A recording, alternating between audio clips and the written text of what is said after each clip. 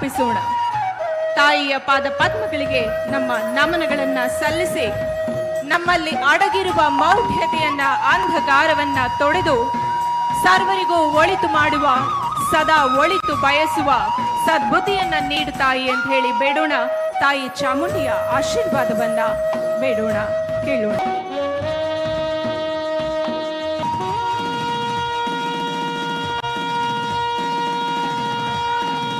ಉದ್ಘಾಟಕರು, ಗಣ್ಯರು ಸರ್ವರು ಕೂಡ ತಾಯಿಯಲ್ಲಿ ಪೂಜೆಯನ್ನ ನೆರವೇರಿಸಿ ಪ್ರಾರ್ಥನೆಯನ್ನ ಸಲ್ಲಿಸ್ತಾ ಇದ್ದಾರೆ.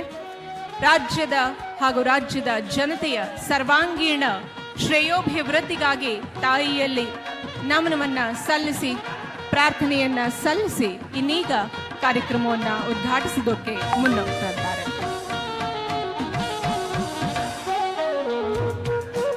ಇಂದಿನಿಂದ ಆರಂಭವಾಗುವ ಈ ನಾಡಹಬ್ಬ ದಸರಾ ಅಕ್ಟೋಬರ್ ತಿಂಗಳ 2ನೇ ತಾರೀಕಿನವರೆಗೂ ಬಹಳಷ್ಟು ವಿಜೃಂಭಣೆಯಿಂದ ನಡೀತಾ ಇದೆ.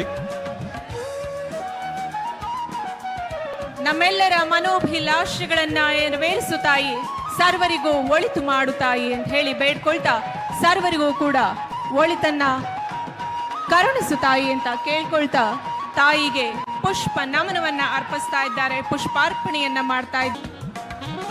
ದುಷ್ಟ ದಮನೆ ಶಿಷ್ಟ ರಕ್ಷಕಿಯಾದಂತಹ ತಾಯಿ ಚಾಮುಂಡಿಗೆ ನಮ್ಮೆಲ್ಲರ ನಮೋ ನಮನಗಳನ್ನ ಅರ್ಪಿಸೋಣ.